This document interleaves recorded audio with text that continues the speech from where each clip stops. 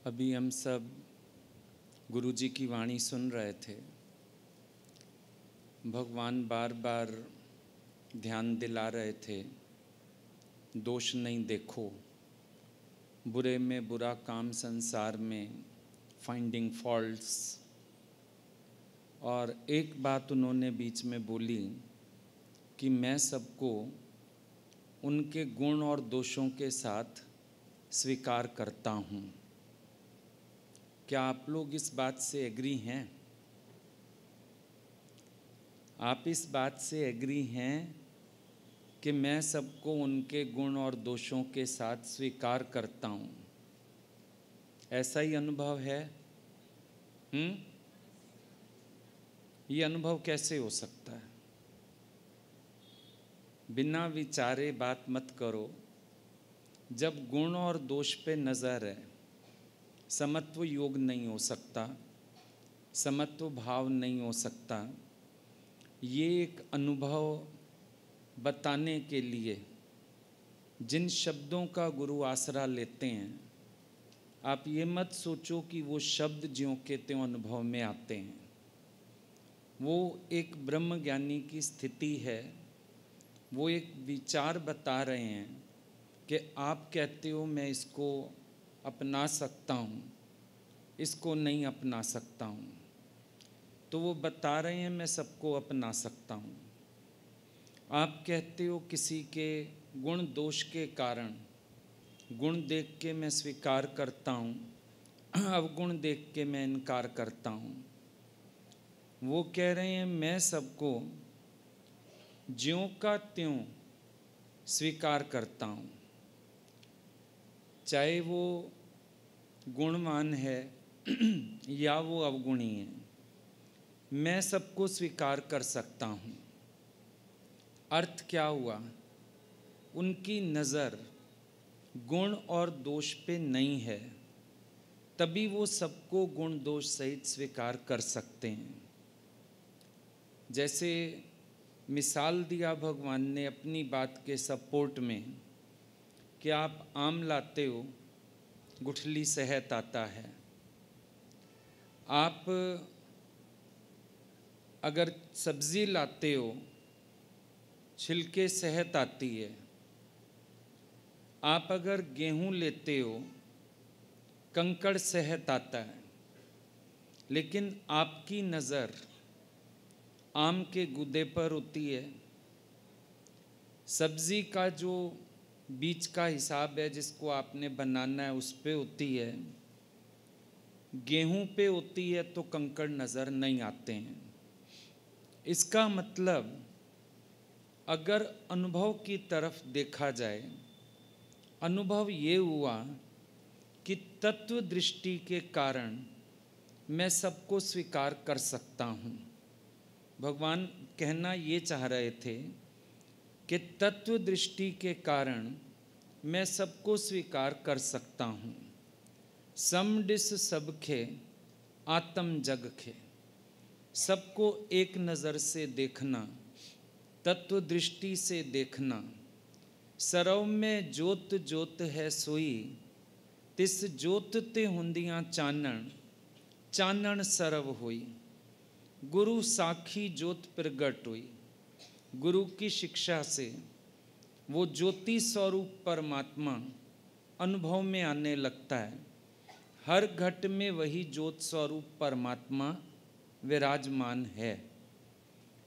तो ये जो निष्कर्ष निकला, ये तो अब अनुभव बताने में शब्दों का आसरा लेना पड़ा, लेकिन जो पीछे की थ्योरी थी, जो प्रैक्टिकल आजमाइश थी, वो तो इन बातों से समझ आई कि जब मैंने किसी का शरीर रूपी छिलका नहीं देखा, जब मैंने गुण अवगुण रूपी कंकड़ पत्थर नहीं देखे, तो मेरी नज़र तत्व पे पड़ी, तो मेरी आँख जाके तत्व पे स्थित हुई। जैसे आज अपने अपने को हम लोग गुण और दोष के साथ कबूल करके बैठे हैं। अपने भीतर के गुण भी हम जानते हैं, और अपने अंदर की कमियों को, अवगुणों को भी हम जानते हैं। संसार में रहते हुए फिर भी गुणों का अभिमान था, अवगुणों की तरफ से हम बेपरवाह थे। चलो अब हमने ज्ञान भी सुन लिया, अभी भी गुण अवगुण जड़ से तो नहीं चले गए होंगे। मालूम ही है कि अभी भी अंदर गड़बड़ होती रहती है।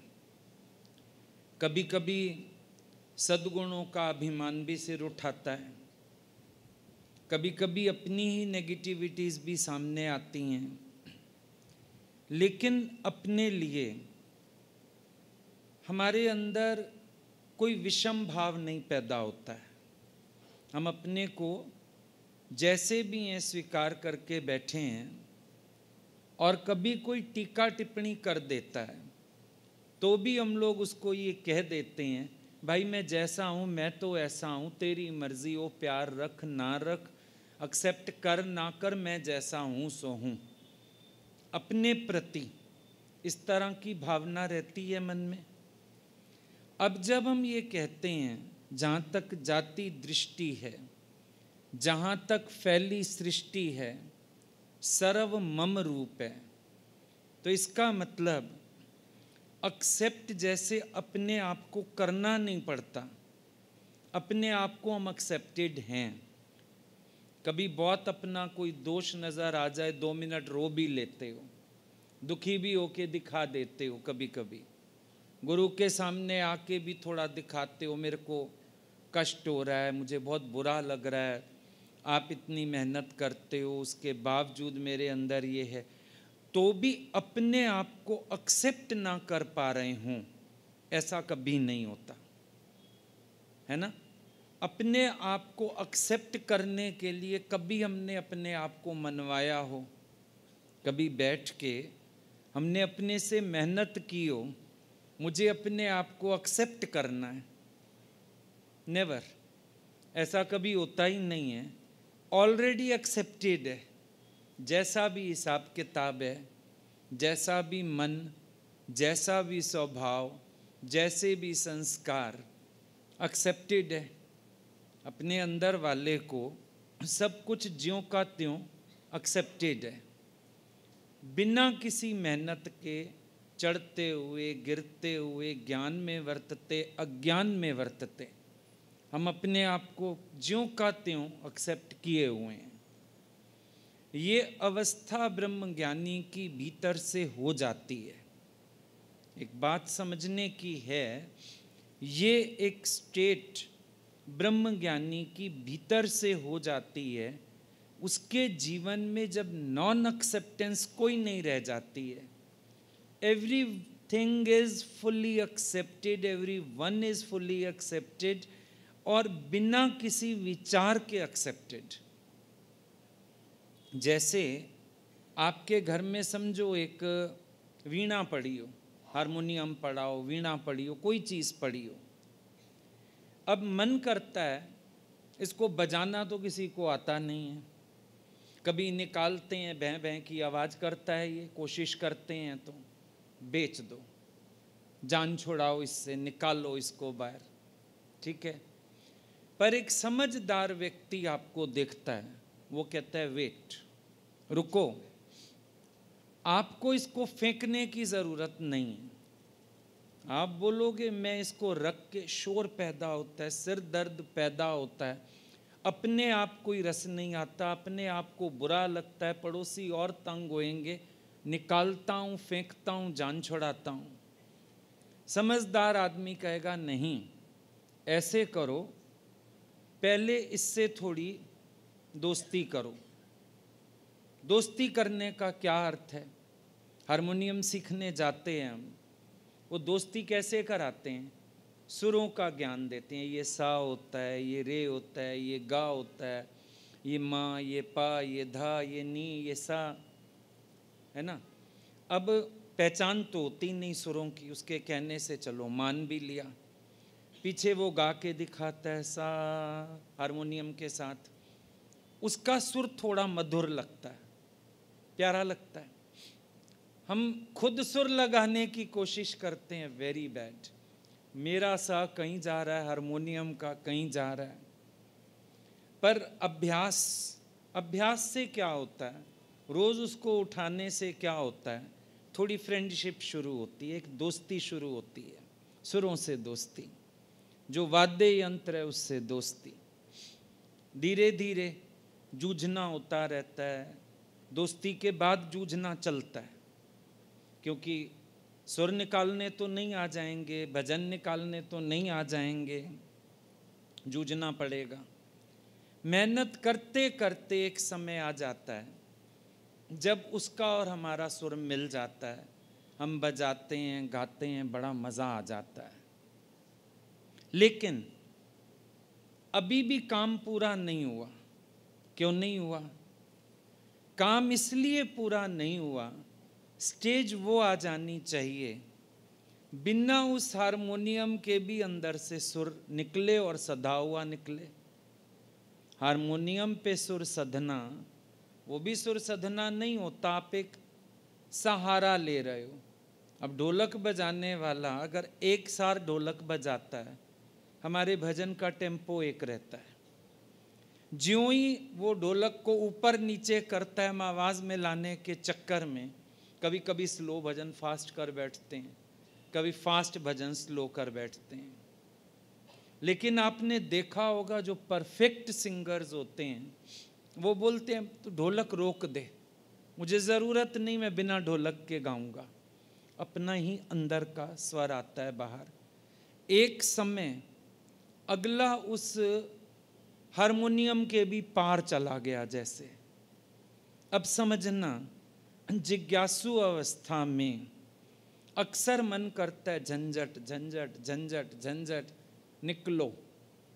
बड़े प्यार से घर बनाया, गृहस्थी बनाई, शादी की, बच्चे किए, बीच बीच में मन कहने आता है छोड़ो छोड़ो। सारे बेसुरे राग हैं, सब तरफ बेसुरा हिसाब है, कोई भी तो सुर में चलता समझ ही नहीं आता।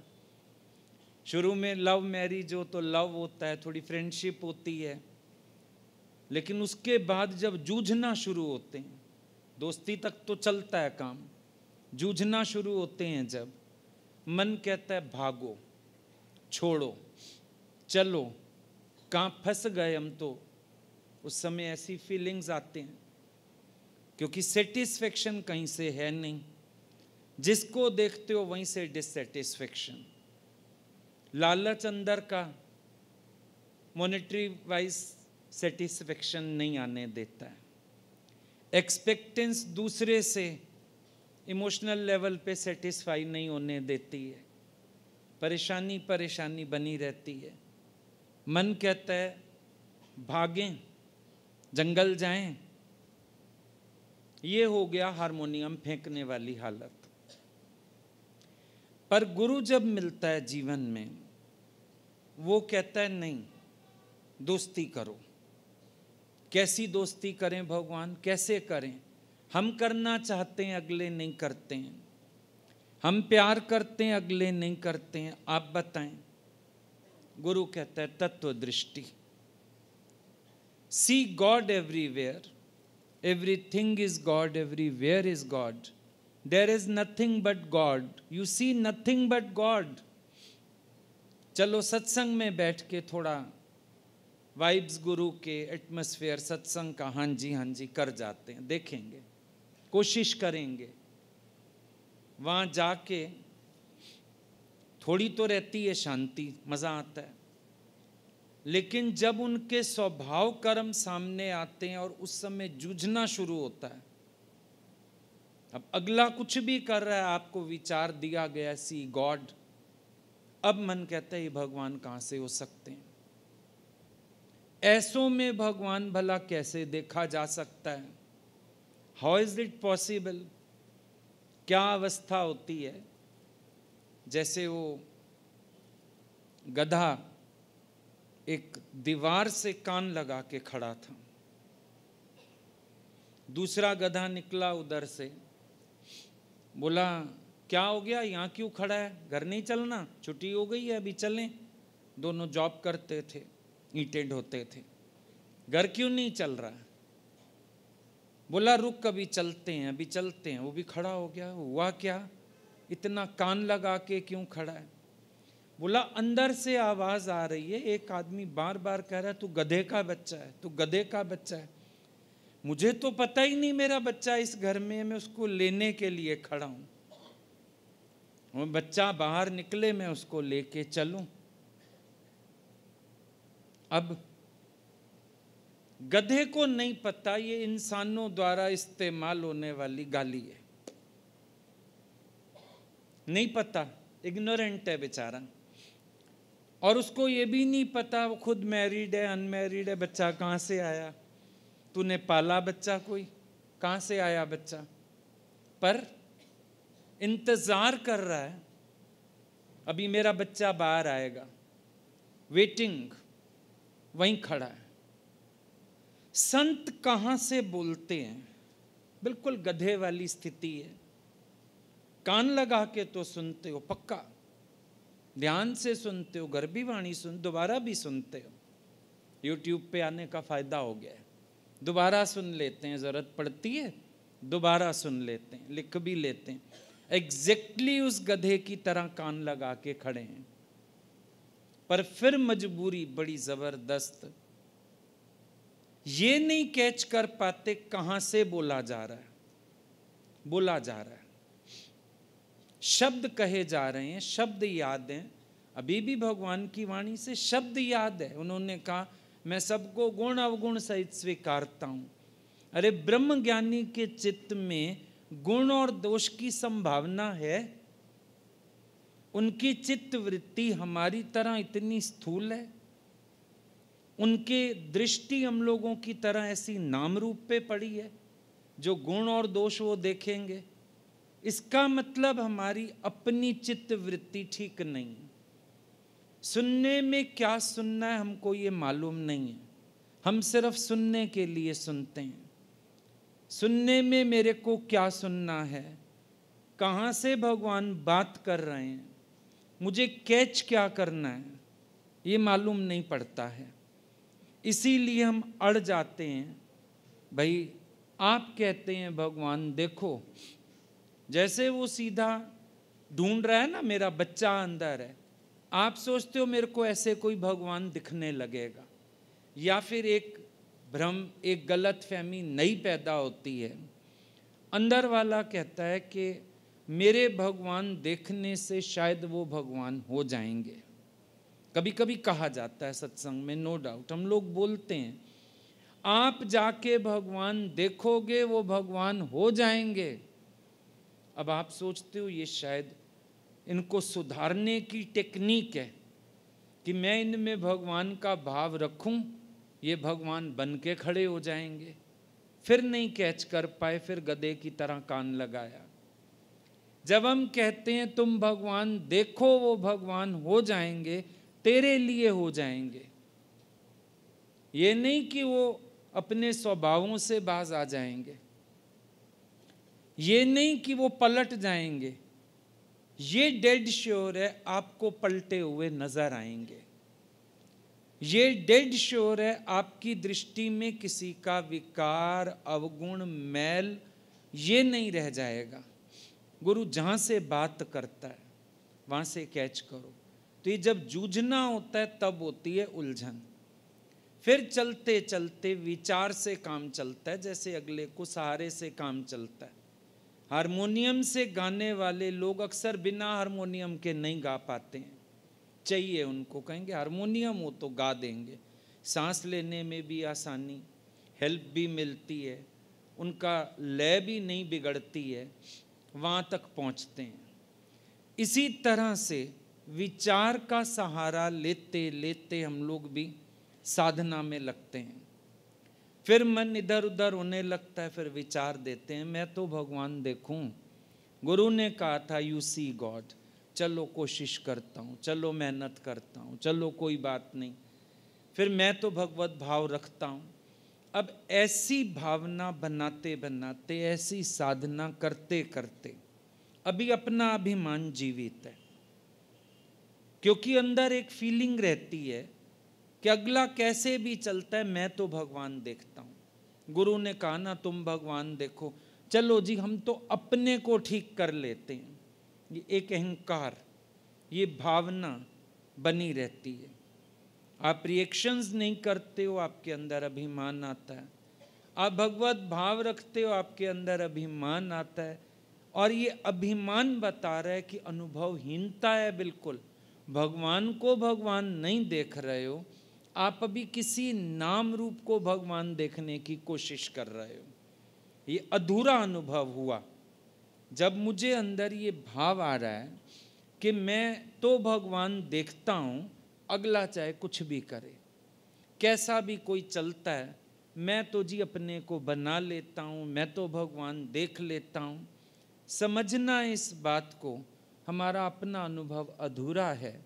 क्योंकि भगवान को भगवान देखने में ये तो कहना ही नहीं पड़ेगा वो कुछ भी करे। अभी हमने कहा क्या, कृष्ण जी कुछ भी करें, चाहे वो चक्र दर्शन से गर्दन काट लें, चाहे वो अर्जुन की हेल्प करने के लिए प्रतिज्ञा तोड़ दें, मैं तो फिर भी कृष्ण को भगवान देखता हूं। आया कभी विचार? आया? नहीं आया। क्यों नहीं आया? क्योंकि भगवान को भगवान देख रहे हो। कर्म, नाम, रूप, स्वभाव ये साइड हो गई, ये देह की बात हो गई। भगवान को भगवान देख रहे हो।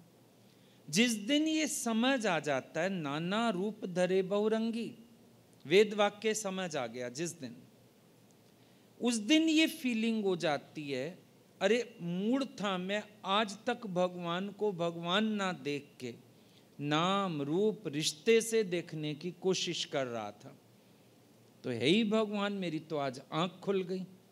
फिर ये ध्यान नहीं जाएगा वो क्या करता है क्या नहीं करता है, वो कैसा चलता है, मैं तो भी भगवान देखता हूं उसमें। फिर ये भावना नहीं रह जाएगी, भगवत भाव हो गया तत्व से। यहां जब गुरु बात करता है वो तत्व से बात करता है, वहां से कैच करने का है। नाम रूप किसी का भगवान नहीं है, गुरु का भी नाम रूप भगवान नहीं है। तभी सबको मना किया जाता है, हाथ नहीं जोड़ो, पांव नहीं पड़ो, शरीर किसी का पूजनीय नहीं है, शरीर भगवान नहीं है। आदम को खुदा मत कहो, आदम खुदा नहीं, लेकिन खुदा के नूर से भी आदम जुदा नहीं।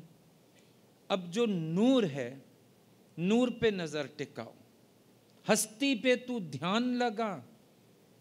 जब हस्ती पे ध्यान आता है तो ये जूझने वाली स्थितियां, विचार के सहारे से अपने आप को शांत करने वाली स्थितियां, धीरे धीरे साधना प्रगाढ़ होते होते आप इससे पार चले जाते हो।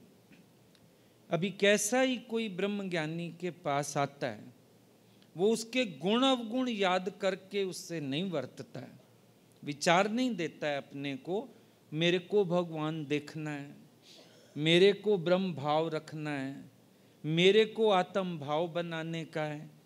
ऐसी भावनाएं उसके भीतर नहीं आती हैं। वो तो सीधा हारमोनियम से पार चला गया, साधना से पार चला गया। एक समय आके विवेक, विचार, अभ्यास, वैराग, ये सब साधन भी ब्रह्मज्ञानी के छूटते हैं, इन साधनों के भी पार चला जाता है। क्योंकि जब है ही एक, देखने का प्रयास किया, समझ आ गया, निश्चय हो गया, अब बार बार वैराग करके मना नाम रूप को हटा के, फिर अभ्यास करके मना फिर आत्मा देखना, भगवान देखना, ये अभ्यास वैराग कब तक चलता है?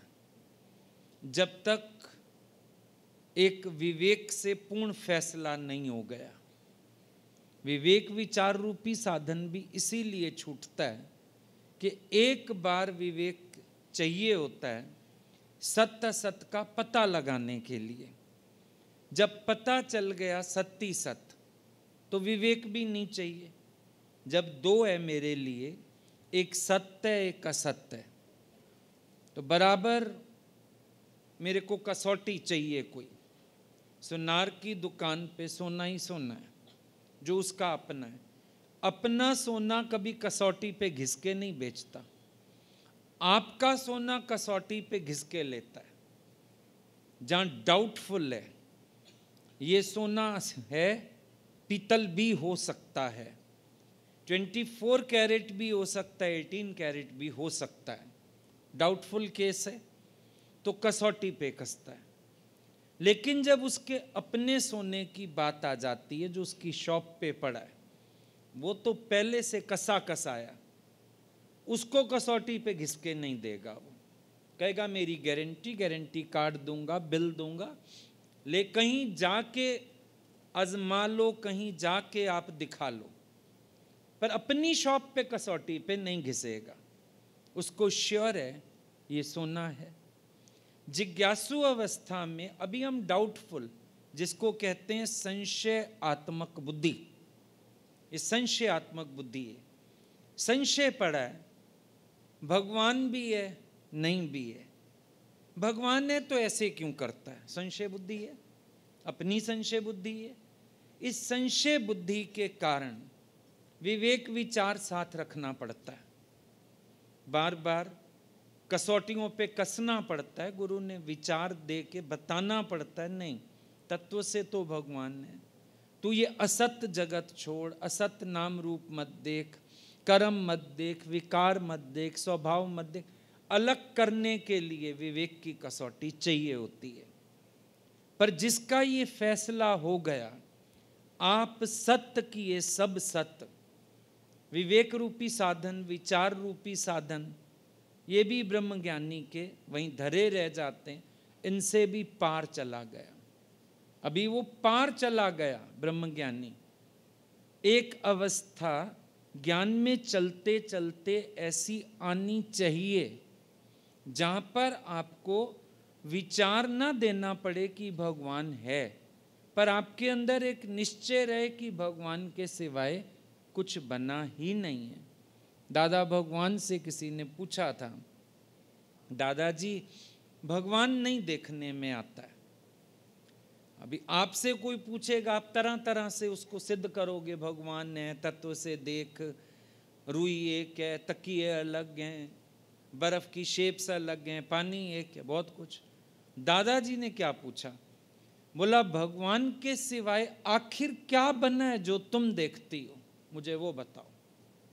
कुछ बना है भगवान के सिवाय जो तुम देखती हो, मुझे भी दिखाओ, क्या बना है भगवान के सिवाय।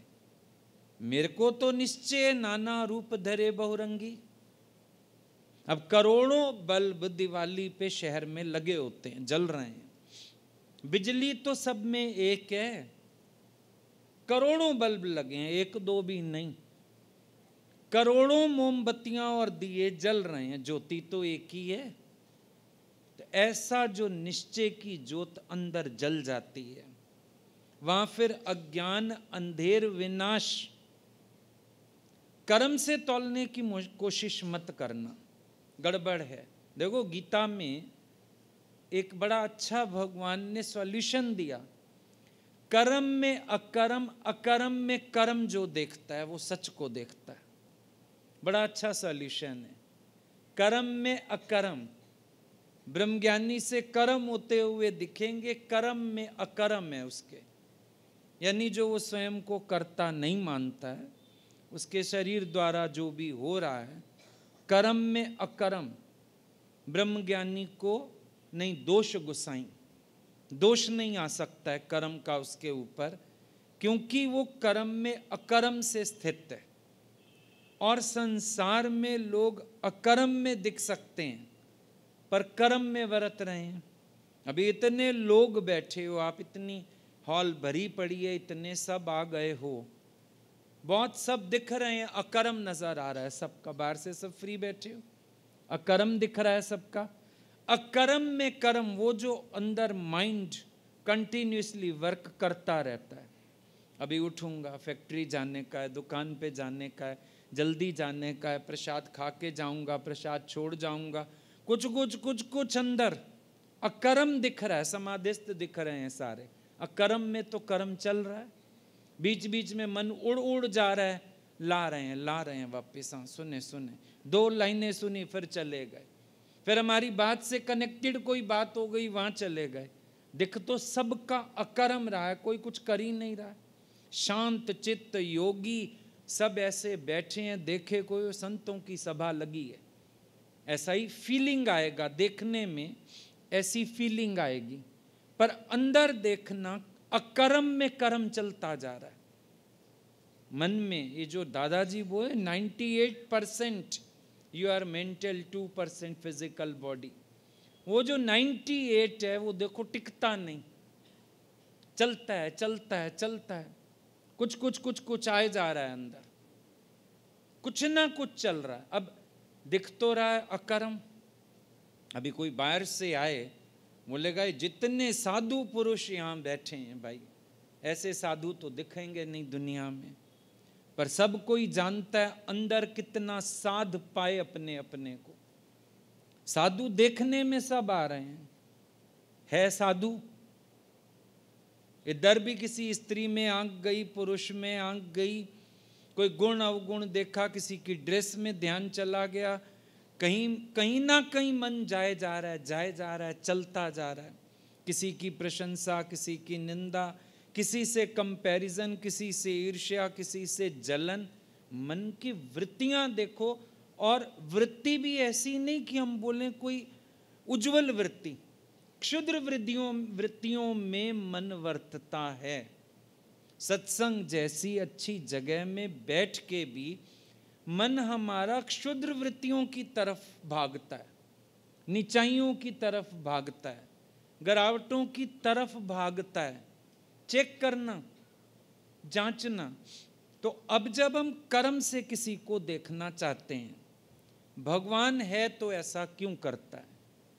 भगवान है मना अकर्ता है, वो कुछ करता ही तो नहीं है। एक लड़की ने पूछा एक दिन मेरे से, हम जो करते हैं आपको, आप बोलते हो तुम लोग गलत ही करते हो, फिर मुझे क्या करना चाहिए? मैंने कहा ये करना चाहिए ही तो गलत है, मेरी बात तो समझ, तेरा अहंकार ही तो गलत है। तेरी मैं गिर जाएगी जिस दिन, उस दिन तेरे से ईश्वर कराएगा। मैं गिरा नहीं रही हो अपनी, फिर पूछने आ गई हो मैं क्या करूं जो आपको ठीक लगे। जिस दिन तू कुछ ना करने के अभ्यास में लगेगा, उस दिन हमें सब कुछ ठीक लगेगा। अहंकारी कार कर्म गलत है। तो कर्म में अकर्म, अकर्म में कर्म है ना, चेक करके देखो, पता चलेगा। अब आप कहते हो कोई व्यक्ति ऐसा करता है, हम भगवान कैसे देखें? जब तुमने करता हुआ देखा तो तुमने जीव देखा, भगवान कहाँ देखा? भगवान मनाई अकर्ता, भगवान मनाई नॉट डूइंग एनीथिंग। सूर्य उदय हुआ, ये भी उदय और अस्त, आपकी धरती से आपकी आंख में दोष बन रहा है।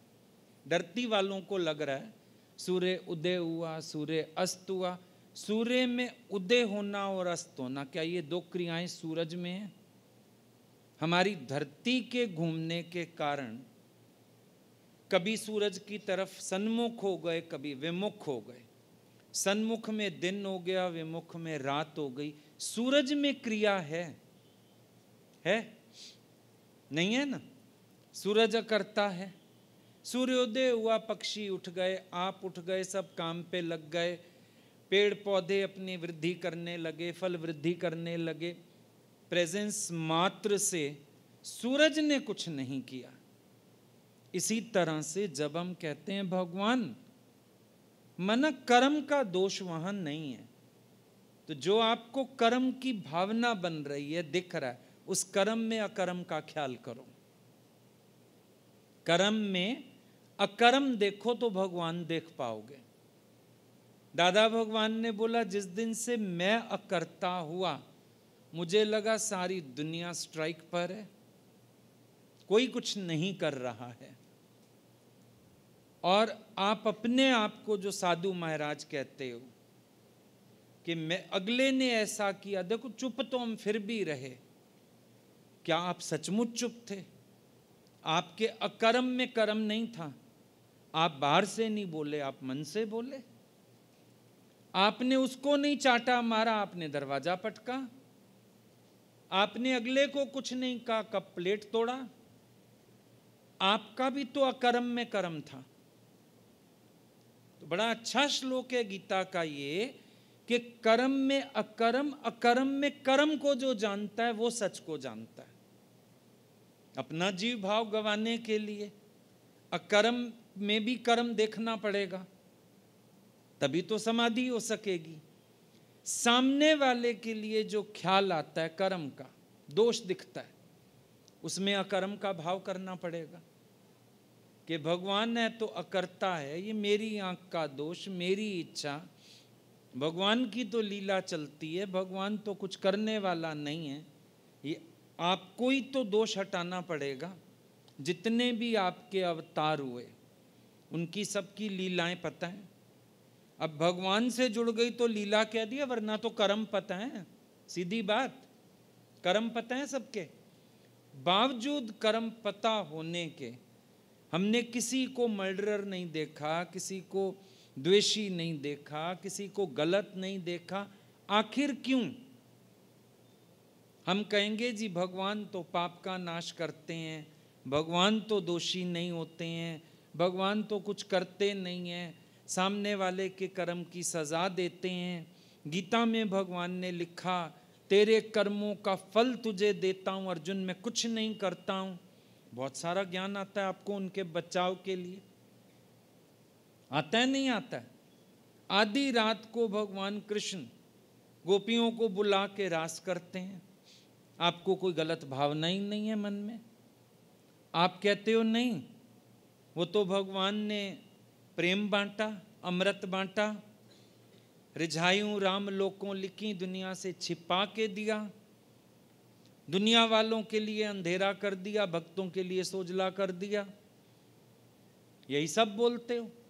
यानी जब आप उनमें कर्म के दोष नहीं मानते हो तभी तो भगवान का भाव बना। कर्म का दोष मानते थे तो आप उनको भी भगवान नहीं देख सकते थे। कई लोग हमको मिलते हैं जो उनके कर्मों की जस्टिफिकेशंस मांगते हैं। कहते हैं भगवान कैसे देखा जा सकता है, कृष्ण कैसे भगवान थे। नेगेटिव बुक्स भी आती हैं, लोगों ने नेगेटिव भी लिखा अवतारों के लिए। कई नास्तिक लोग मिलते भी हैं जो लोग कहते हैं हम नहीं मानते, उनके तो कर्म ऐसे थे, उनकी तो बात ऐसी थी।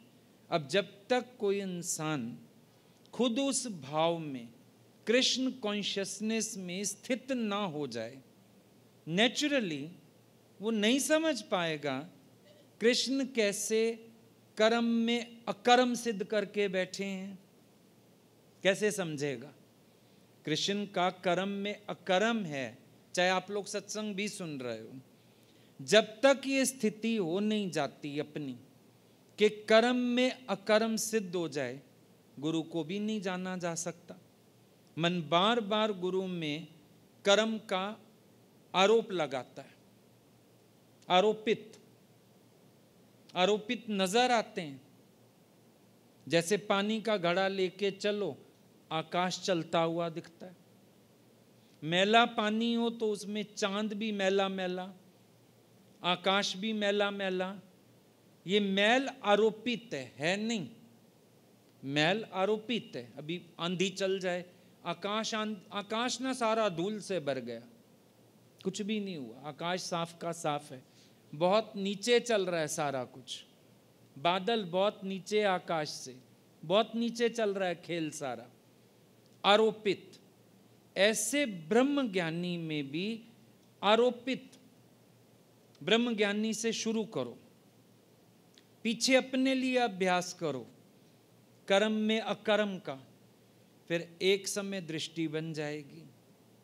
जो ज्ञानी की दृष्टि बन गई, समझ खुल गई कर्म में अकर्म, तो वो इजीली पार चला गया कि अब तो मैं बिना हारमोनियम के भी सुर निकाल लेता हूँ, अब तो सुर मेरे भीतर से आता है।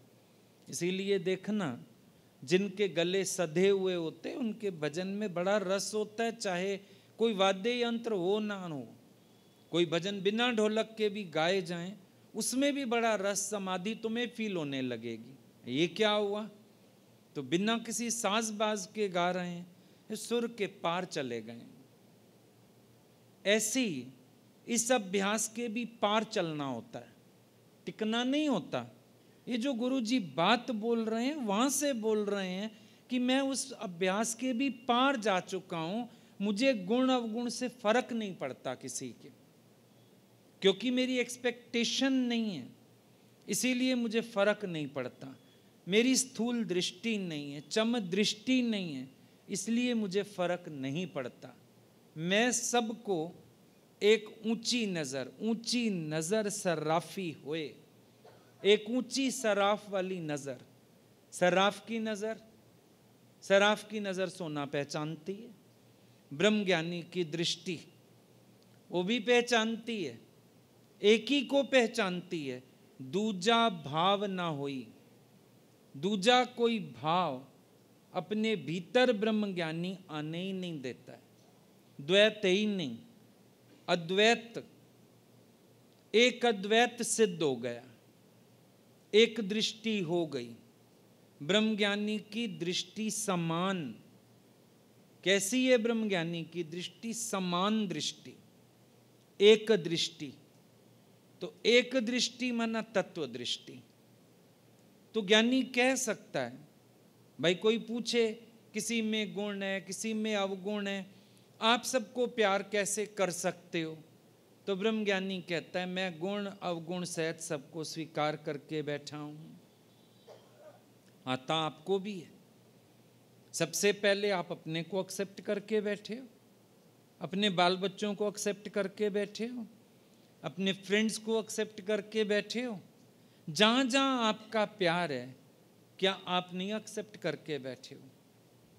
आपको पता होता है, अपने बच्चे की कमियां भी पता है, अपने दोस्तों के दोष भी पता होते हैं, कभी कभी साथ नहीं देते, चाहे ऐप तो पता है, अरे ये रोज पीते हैं, अरे ये जुआ खेलता है, अरे पर स्त्री के पास जाता है, गंदा आदमी है, 1000 बार समझा लिया इसको, पता है, इसके बावजूद एक्सेप्ट करके बैठे हो। आता तो आपको भी है, आता तो आपको भी है। वो एक अलग बात है, आप कहीं मोह, कहीं वासना, कहीं आसक्ति, कहीं इच्छा, कहीं अंडरस्टैंडिंग, किसी भी चीज के अधीन कर रहे हो, पर उसके मूल में क्या है? प्रेम। मूल में प्यार है ना। प्यार एक ऐसी चीज है जो सब कुछ एक्सेप्ट करा देती है, प्यार ही तो है। मोह क्या है? प्यार का बिगड़ा हुआ रूप ही है। जब शरीर से लगा दिया मोह बन गया, है तो प्यार असल में।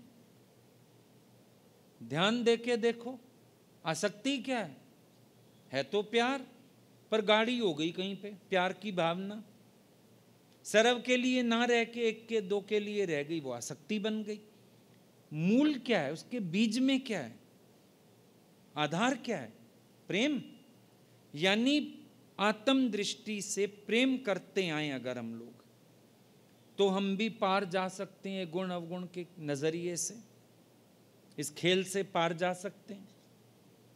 आपके ऊपर है, आप क्या देखते हो। आपके सामने सब कुछ आता है, आप क्या देखते हो ये आप पे डिपेंड करता है। अब शिव जी को देखते हो, सांप भी दिखते हैं, बैल भी दिखता है, लेकिन कितने ताजुब की बात है, हम शिव का दर्शन करके आ जाते हैं, ध्यान ही नहीं देते सांप पे। कभी आपसे हम पूछें, तुम अभी शिव जी का दर्शन करके आए, सांप कौन सा था? ग्रे कलर का था, ब्लैक था, फन वाला था, बिना फन वाला था? हाँ, कुछ विचित्र बनाओ, 5 मुंह वाला सांप बनाओ, फिर ध्यान चला जाता है। अदरवाइज आप देखते हुए भी जहां आपको देखना था आप उतना देख के आए, ये भी आता है आपको। आप तो तब कहो भगवान देखना मुश्किल है अगर आपको तत्व देखने ना आते हैं, आपको तो आता है। आप तो तब कहो गुण अवगुण दिखते हैं, भगवान कैसे देखें अगर आपको ना आता हो। आप तो अपना के बैठे हो सबको। एक स्त्री पति को अपना के बैठी है, पति पत्नी को अपना के बैठा है, सारा दिन चाहे भिड़ते रहते हैं पर अपनाए तो बैठे हैं। फिर भी बाहर मुस्कुराते हुए, होटल में पार्टियों में मुस्कुराते हुए पहुंच जाते हैं। फिर उसको नई सेट लेके देता है, ये सुंदर लगेगी, ये पहन के चल, डायमंड का ले, अच्छी ड्रेस ले, अपनाए तो बैठे हैं। फिर अगली भी सोचती है चल भाई, गाली गलौज करता है, कुछ करता है, पीता है, खाता है, मेरा तो बढ़िया काम कर देता है, प्यार भी करता है, सेट वेट ले देता है, कपड़े ले देता है। गुण अवगुण दोनों का मिक्सचर चले जा रहा है। कभी फ्रस्ट्रेशंस निकाल लेते हो, कभी अपने मन को समझा लेते हो, लेकिन आता तो है। आप इनकार तो नहीं कर सकते कि आपको नहीं आता, आता है आपको। बहुत सीधी सी बात है। तो यही बात भगवान बता रहे हैं।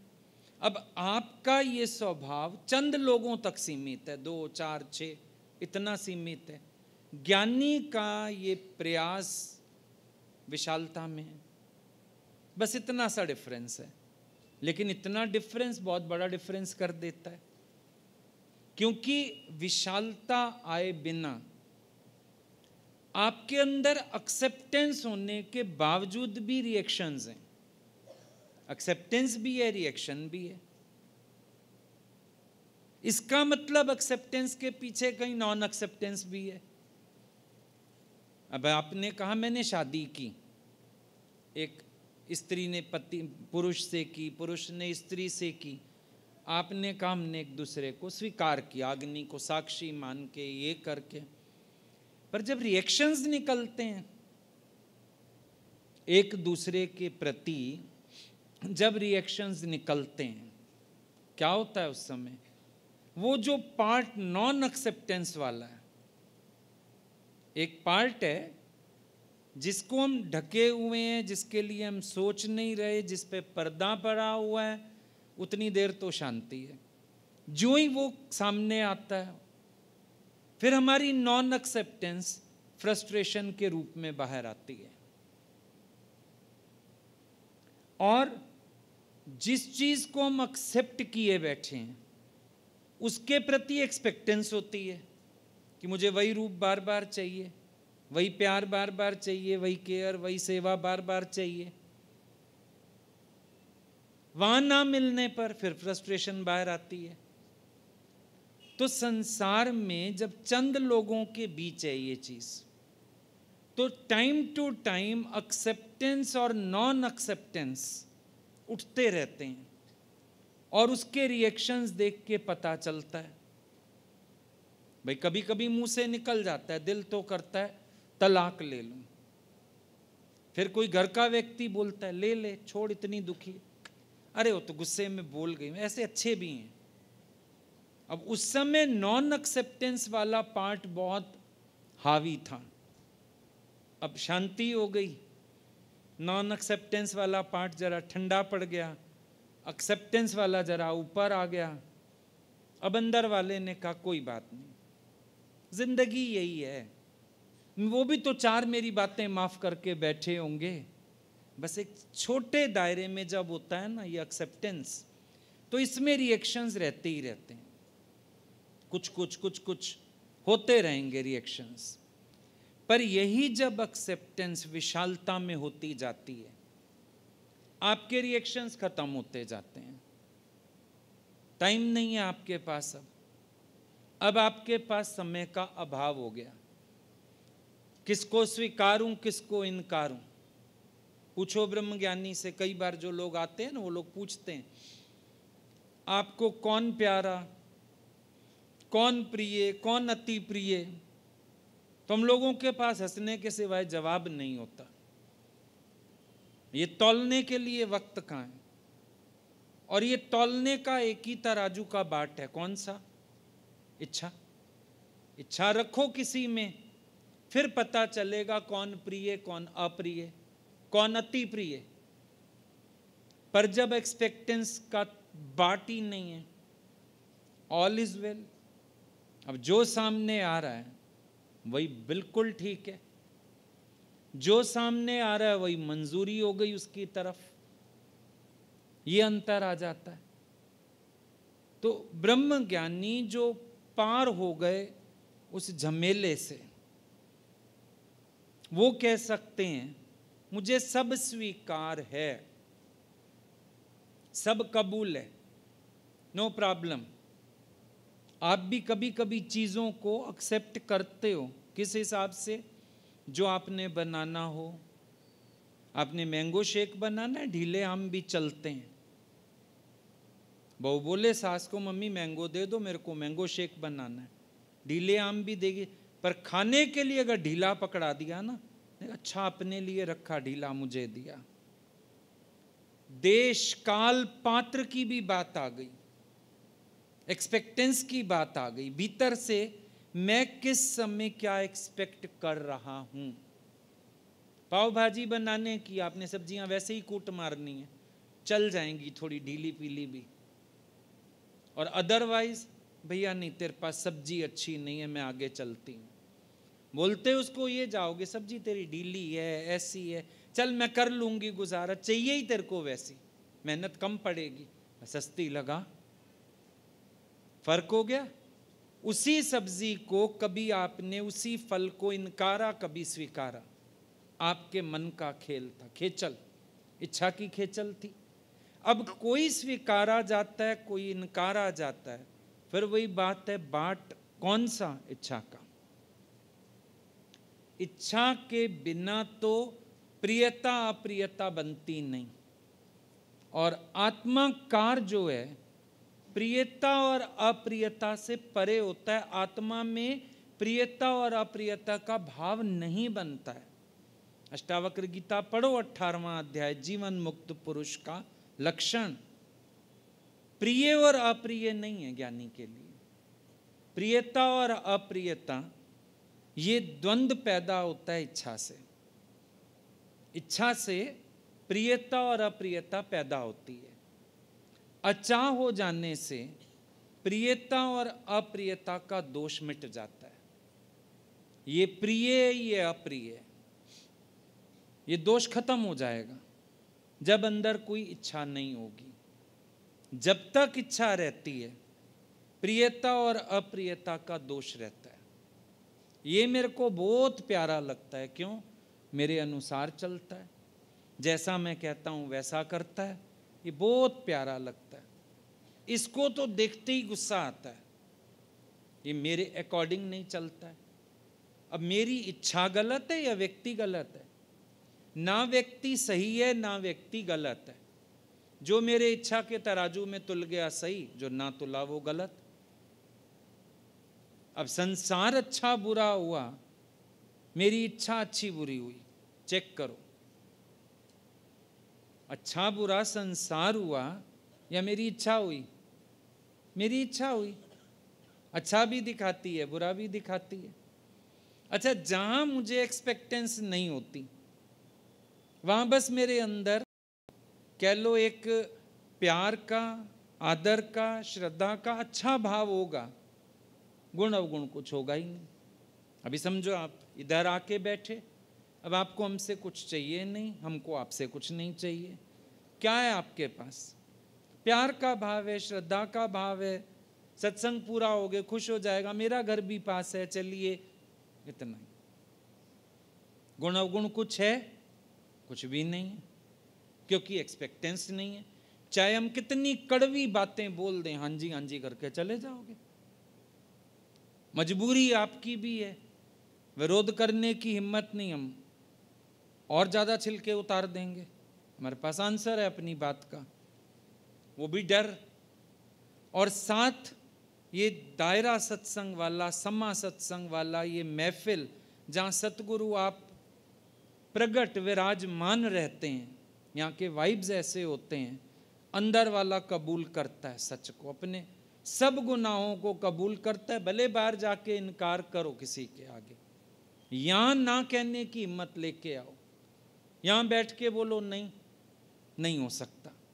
तो जब ये भी इच्छा नहीं है कि हमें ये ना कहा जाए, समझो आप एक इच्छा ये लेके आ जाओ, हमें कुछ ना कहा जाए। समझो कोई जेंट्स आ जाए, लेडीज़ को टोकें, लेडीज़ को कहें और हम पलट जाएं उल्टे, फिर उसको बुरा लग जाएगा हमसे, कहेगा इनका सत्संग ठीक नहीं, लग जाएगा। तो ये अच्छा बुरा, मैं गया, मेरे को मजा नहीं आया सत्संग में, प्रियता अप्रियता कहां से उठी? तुम्हारी इच्छा से, तुम्हारे दृष्टिकोण से, तुम्हारे अपने एटीट्यूड्स, तुम्हारी आउटलुक्स, तुम्हारे विजन्स। प्रियता अप्रियता यहां से पैदा हो रही है। विकार भगवान ने दिए? बिल्कुल नहीं दिए। पैदा कहां से हो रहे हैं? देखो उनको, और वश भी वहीं से होंगे, जहां से पैदा हो रहे हैं वहीं से वश होंगे, याद रखना। जड़ को जान लो उसकी। प्रियता अप्रियता खत्म करनी है तो एक्सपेक्ट करना छोड़ दो, बात खत्म। अभी यहां सबके लिए प्यार है, मन में कोई बात ही नहीं आएगी, चिंतन ही नहीं आएगा, दिमाग में ही कुछ नहीं आएगा। सत्संग सुन के आए, बड़ा मजा आया, आज सत्संग था, चलो भाई वो क्या आ गए। यही एक पार्टी में चले जाओ, शादी में चले जाओ, गहनों से ज्यादा तो इच्छाओं के बोझ से भरे हुए जाते हो, दबे हुए। एक एक के लिए घर से ही चिंतन शुरू हो जाते हैं। आएगी वो नकचड़ी, आएगा वो फलाना, वो ना सीधे मुंह बोलता किसी से, पैसा आ गया नया उसके पास, घर से ही शुरू। और लौट के आते हैं, थकान शादी की नहीं है, थकान ख्यालों से है। इतने कर्म बनाए, इतनी चिड़चिड़ की, इतना दुखी सुखी हुए, बोझी लोके वापिस आ गए, क्योंकि एक्सपेक्टेंस थी, मांग थी। मांग ने खुशी का माहौल भी कबूल ने ना दिया, इच्छाओं ने खुशी का माहौल भी स्वीकार नहीं करने दिया। भले बाहर से हंस के दिखा के आए, फोटो खिंचवाने के टाइम भी हंसना पड़ता है, मजबूरी, नहीं तो फोटोग्राफर ही टोक देते हैं आजकल तो, स्माइल प्लीज, और ही शर्म आ जाती है। हम हंस नहीं रहते क्या शादी में आके? अच्छा अच्छा भाई हंस के दिखाएं, फोटो तो अच्छी आए हमारी, वो भी मजबूरियां। डीजे पे नाचना भी मजबूरी। तुम देखो बहुत लोग नाचते हैं डीजे पे, कभी नोट करना, सारों के चेहरे उड़े हुए होते हैं, कोई दिल से थोड़ी नाच रहा होता है, मजबूरी।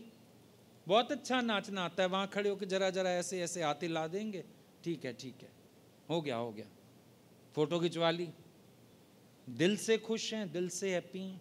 नहीं है, क्योंकि हैप्पीनेस तो आने ही ना पाई, उससे पहले इच्छा ने अटका दिया, रोड़ा आ गया बीच में। तो प्रियता अप्रियता, अब आप बोलोगे माहौल प्रिय, अरे एटमॉस्फेयर तो बड़ा अच्छा था, मजा तो बड़ा आ रहा था, पर के बाद आपके मन की स्टोरी, यानी आप प्रियता में अप्रियता ढूंढ लेते हो। इसके विपरीत ब्रह्मज्ञानी अप्रियता में प्रियता ढूंढ लेता है वो प्रियता अप्रियता से परे जाए, पर उसके पास आर्ट है, अप्रियता में भी प्रियता देख लेता है। और कुछ नहीं, तत्व दृष्टि से तो है ना, अस्ति भांति प्रिय, नाम और रूप, 5 अंश जगत में दिखते, इनमें 3 ब्रह्म रूप, जग रूप में 2 बचते। नाम रूप जग का रूप है, साइड कर दो। अस्ति भांति प्रिय, अब जो निराकार का गुण है, अस्ति मना दिख रहा है, भांति मना भास रहा है, और प्रियता, एक संसार में द्वंद्व है, प्रियता अप्रियता, यहां वो नहीं है। यहां प्रियता का अर्थ है कि हर चीज में प्रियता का एक गुण है। जैसे विष्ठा आपके लिए प्रिय नहीं है, सुअर के लिए प्रिय है। सांप आपके लिए प्रिय नहीं है, सपनी के लिए प्रिय है। ऐसे एक तत्व रूप से प्रियता का गुण है। तो बाहर से कुछ अप्रियता देखने में भी आवे तो भी भीतर वो जो तत्व से प्रियता का गुण है, ज्ञानी वहां दृष्टि टिकाए हुए है, तो अप्रियता में भी प्रियता संभव है उसके लिए।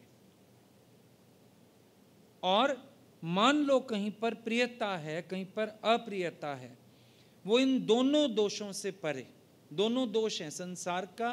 प्रियता भी दोष है क्योंकि आसक्त बनाने वाली, वहां भी वो उससे भी उठ के तत्व वाली प्रियता पे ही नजर टिकाता है। तो जो ब्रह्म ज्ञानी की अवस्था है वो क्या हुई? अभी सारी बात सुन के समझ के एक बात समझ में आनी चाहिए कि वो इस अभ्यास से पार हैं। ये सिर्फ अनुभव बताने के लिए शब्द बोलने पड़ते हैं, जिन शब्दों को हम लोग जानते हैं। मजबूरी, ज्ञानी की मजबूरी उन शब्दों का इस्तेमाल जिनको हम जानते हैं। क्या करें, कैसे बताए अपनी स्थिति? अगर स्थिति पूछते हो, जी में गूंगे ने गुड़ खाया होता मुस हंसता है, बात खत्म। गूंगे ने गुड़ खाया, मुस्कुरा रहा है, नहीं बता सकता हो, छुट्टी। लेकिन आप पूछते हो, फिर ब्रह्मज्ञानी क्या करें? वो बताना पड़ता है। कभी कभी आप मजबूरी अपनी बता देते हो, मैं नहीं अभ्यास कर पा रहा, मैं नहीं देख पा रहा, तो उनको अपना अनुभव कुछ शब्दों में कहना पड़ता है। हमको अपलिफ्ट करने के लिए उनको कहना पड़ता है कि मैं गुण अवगुण सहित सबको स्वीकारता हूँ। लेकिन सच्चाई ये है, ना वो गुण देखते हैं ना अवगुण देखते हैं। एक समय है जब हमको कहा जाता है गुण ग्राहक दृष्टि बनाओ, पर गुण ग्राहक दृष्टि भी अपने आप में आसक्ति का दोष पैदा करने वाली होती है। सो ज्ञानी उस वृत्ति से भी ऊपर उठता है। गुण ग्राहक दृष्टि, गुण अवगुण सब तेरे अर्पण। नहीं, गुण देख के तो आसक्त होने का स्वभाव ही है सबका, फंसा देगा फिर।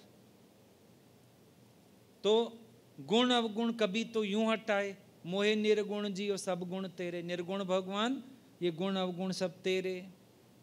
और भगवान देखा तो गुण ही है, अवगुण कोई यही नहीं, उससे भी छूटे हम। और नहीं तो फिर निर्गुण निराकार पे दृष्टि है। गुण अवगुण तो फिर भी बाहर का शरीर का हुआ ना, अदरवाइज तत्व से तो एक ही गुण है, सबना जीवा का एक कोई धाता, एक ही है धारण करने वाला। तो वो बात भगवान कर रहे थे अभी, उसको समझ के जाना। ठीक है।